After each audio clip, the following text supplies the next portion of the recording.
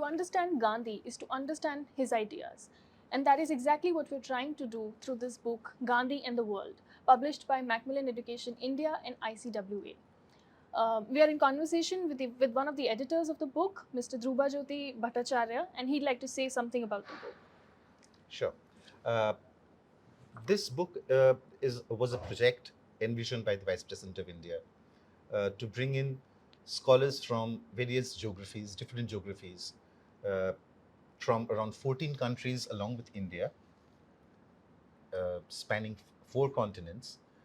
And how is Gandhiji, his ideas, his principles, his philosophy is relevant today, is relevant with amongst his contemporaries, and uh, is relevant with the ideas, present ideas, like how is Gandhiji's philosophy along with the present fake news in social media, when we speak about environment, when we speak about COVID, how is Gandhiji relevant? So all of these ideas taken together, uh, this project was a culmination of bringing in all those ideas together, Yeah. and finding out, because it was the 150th birth anniversary which we were celebrating, and this project was this conference, which is the outcome of this book, was the penultimate program of bringing in the relevance of Gandhiji's principles and ideas. So it was a very important project to be completed, and it has come out very nice. Very nicely. And the book looks beautiful and the cover is amazing. So, shall we begin with a few questions about Please the do. book? Okay. So, this is a bit generic one. If we were to state more like a one line virtue, more like a quote or a statement about the most impeccable gift to the world in modern times, what would it be? Like, how would you define Gandhi in a quote or a statement, basically? Gandhiji is the father of the nation. Yeah. And he cannot be brought in by a single statement, because remember, when uh, leaders of the world, uh, especially like Barack Obama, like, has in the White House Oval Office Gandhiji's picture in the background on the wall. Okay. And Gandhiji is not associated with Martin Luther King. He came to India to visit Sabarmati Ashram just on the principles to understand exactly what is racial equality. So it is not only ahimsa, it is not only sarvodaya, Yeah. it is not only satyagraha or swachhata, for instance, what we are basically thinking. To find out a single quote to understand the principles or philosophy of Gandhiji, I don't think any philosopher till date has been able to do that. Okay. So it is all his experience as a human being. He was a philosopher, he was a spiritual leader, he was a nationalist, a freedom fighter. He was one of the persons who thought that we have no enemy, because he did not see the colonial rulers as his enemy. Yeah. He thought that they have to be understood to be given as our freedom. Our freedom. They should know where we are coming from. Exactly. For that reason, to understand Gandhiji is an enlightening process, a process to understand your own ethos, your own virtues, your own mistakes. So Gandhiji is a philosophy in himself, is an institution. For that reason. Well, that's very well put.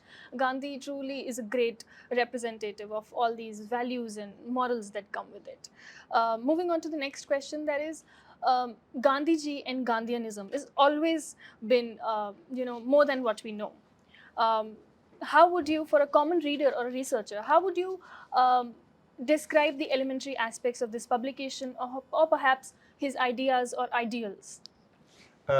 Let me share with you some things that we went through while identifying the various scholars throughout the globe.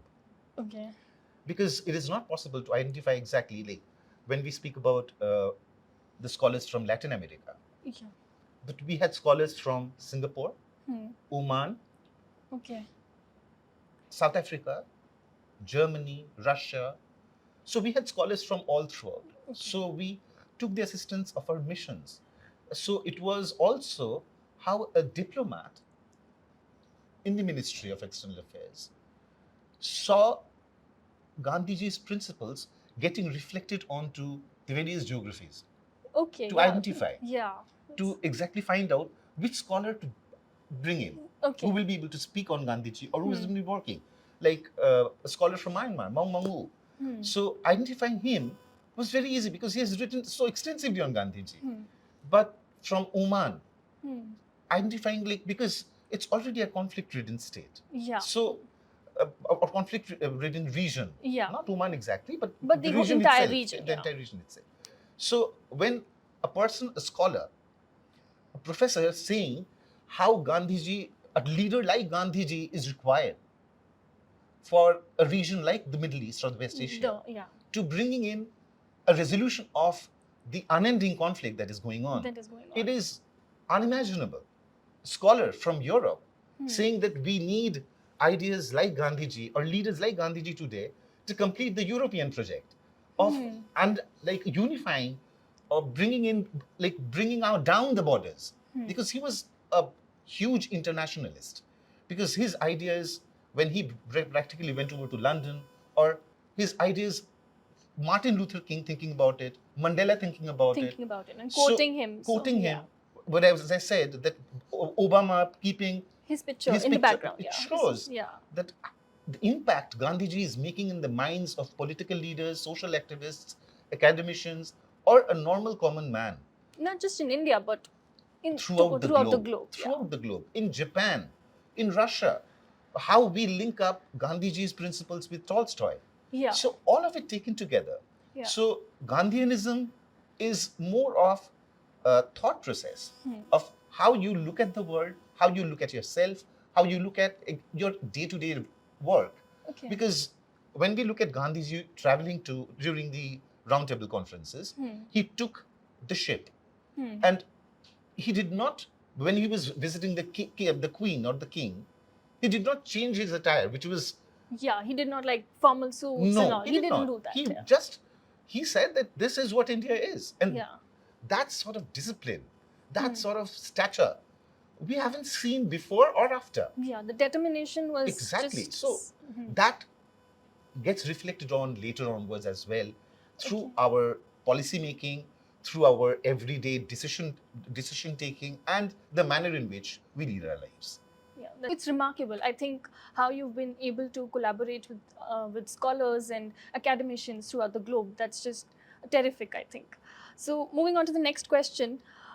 In a world that is not only experiencing an unprecedented health challenge with the ongoing pandemic, but is also witnessing rising intolerance, damaged social fabric, violence, depravity, mental corruption, do you think Gandhian philosophies and his ideas, as discussed at length in the book, do you think they still hold relevance globally? As we've discussed a lot about this by now, but I'm just focusing on this right now.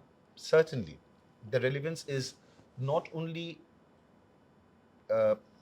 very much there, because when Gandhiji was just was beginning his political life, he also experienced one of the biggest pandemics during that period, which is the Spanish flu. Oh yeah, I think that will be news for a lot of. Because that was the initial in the beginning of the 20th century. Yeah. We had a huge pandemic which also impacted throughout the world, Yeah. like COVID. Yeah.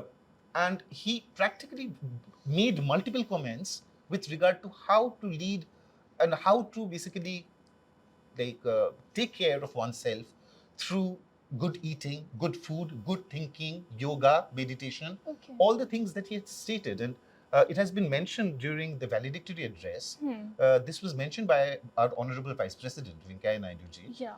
that how Gandhiji looked at COVID. And believe me, even during that period of time, religious intolerance, social unrest was some things which was always there. Always there. Yeah. Yeah, the manner in which Gandhiji reacted to various religious conflict or during the partition, and his thoughts, his writings in Harijan, all of it taken together, and you will find it significantly in the book, that how he looked at all these impacts. Because when the scholars have spoken about Gandhiji's ideas and environmentalism, because today climate change is a huge threat, It's a major threat. Yeah. And when we think about Gandhiji, 1948 or before that, climate change was not an issue, but Yeah. he spoke about it. So he was aware. He was aware. Woke, He basically. said that how to take care. Yeah. When he was speaking about trusteeship, Hmm. he was speaking about things which we have not yet thought that it will be a major threat in the future. Yeah, and So- even today, some of the people are still not aware, and he was aware back then. Back So then. it was a huge thing. So how much impact it is making in satyagraha when we are speaking about fake news, so the amount of social media, the amount of a person's responsibility Yeah. when we are on a social platform, it is not on basically curtailing freedoms, but the responsibility of the individual, how you want to use your freedom. Yeah, and what is it that you want to bring Exactly. out? Yeah. And what is it bringing some freedom is enjoyable till a limit when it doesn't harm the freedom of the other. Absolutely, I agree. So that is something which has been portrayed throughout Gandhi's philosophy. So it is something which is amazing, and it is, believe me, when I was saying that when people from Oman, from people from Europe, people from Singapore, or people from the scholars who are depicting a social movement taking place in a Pacific island called Fiji, thinking where Indians taking Gandhi's principles over there in the island of Fiji and bringing a social change over there. That is amazing because we don't know about it, because we only think about Noah Khali, we only think about Champaran, we only think about Jallianwala Bagh. Yeah. But it is much, much more beyond that. And Yeah. not only during the 50s, it is going on till date. Yeah, the exploration is going on Exactly, till date. exactly. Yeah. And we're finding new facts. I think in almost every new book that comes in, there's something new that people will gain with. Very true. Yeah. So, so when we spoke about Europe, I think a bit ago, so India is inherently blessed with a soul like Gandhiji's. And as you said that it is discussed in one of the papers that there's this open-ended statement that a leading architect like Gandhi could help Europe emerge from its national identity cocoon and perhaps embrace the truth of civilizational unity. Do you think a leader like Gandhi could play a role in terminating the disintegration of Europe, or perhaps try resolving it? Do you think? See, as I said before, Yeah. Scholars from Europe did say that there is a need of leaders like Gandhiji today, where they can practically bring or complete the vision that was created when we club regions together. It's not only geographies, it is also people. Yeah. So people with their identity, with their aspirations, and everybody wants to live a good life. So Gandhi's principle of unity in diversity, something like that? Like, it's a total, as our present government also keeps on harping, or a tradition, a civilization of Vasundhara Kutumbakam. Yeah. It's a single family. Yeah. And bringing it together in a wholesome unit, it's naturally extremely relevant, where we cannot practically say it's going to, a project like Europe cannot disintegrate. A project like Europe is to bring people together. And people together in a, without violence, without conflict, where everybody is looking towards harmony, where looking people towards a good life. Yeah. Human welfare. Human welfare. And with everybody taking care of each other. That's the concept of trusteeship, right? Yeah. Each other. That's Gandhiji. And that is exactly what, see, when Greece fell in bad terms, all the other countries in Europe came to rescue Greece. Yeah. That's exactly where are you looking at? That's where Gandhiji is coming in. Yeah. So people don't know that they are, influenced by his philosophies, but he is everywhere. We don't see it. We don't see it, but it's unconscious sometimes. Exactly. But if you think about it, if you analyze it, you will notice it. Exactly. Perhaps. So I got your point there. And moving on to, I think this will be my last question. That is, the conversation between Dr. Arvind Gupta and Dr. Makanand, as it is in the book, noted that in today's time, it is very difficult to become a Gandhian. What would you say about it? I would fully 100% agree to it. Okay. Because Gandhiji was like going through, we haven't yet, in our generation, we just experienced just one of the major pandemics, which have now practically changed our outlook, our meaning of life. Yeah. Gandhiji practically not only went through one pandemic, but also went through 2 world wars. Yeah, okay. So his view, his aspirations, and then he was the father of the nation. So he is the gold standard. Yeah. the amount of sacrifice that he made, he was one of the most leading stalwarts in the country during that time period. And he saying, I made a mistake, a Himalayan blunder. Okay. The amount of humility That- in an individual yeah. that was present, not a single leadership in any country has ever mentioned, I've made a mistake. Yeah, They will that's- not agree. yeah, they will not agree. Gandhiji, for him, it was easy because he was not a leader. He was a sage. Okay, yeah, that's He was a good word. sage. Yeah, yeah. For that reason, for him, it was easy to It- say, yeah. for that reason, to become a true Gandhian, the amount of humility involved, the amount of discipline, And with such huge followership, then you and the amount of expectation from yeah, people. yeah, Because he was very soft spoken. yeah. When he used to speak on the mic, there was pin drop silence because everybody wanted to listen to him. Yeah, Because the mic system during that period of time was not very good. yeah. So, but Everybody wanted bits wanted of to it, listen. Yeah. Yeah. What is he saying? Hmm. Now that amount, it's not a fan following. It was disciple, would be the right word. Yeah, yeah.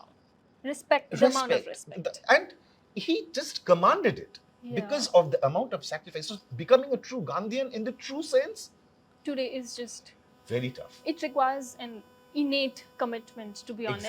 Exactly. And that is very tough. Today Yes. we are influenced with so many things like anger and emotions and mental corruptions and depravity. So it's, I think, very difficult in today's times and today's world. It's just, I think, unimaginable. Okay, so I think I had a lovely time discussing the gem of this piece that has come out through the Gandhian talks and his philosophies. And so signing off, this is Garima Malhotra with the editor of the book, Dhrubajyoti Bhattacharjee. So it was an honor and absolute pleasure. Thank you you. so much.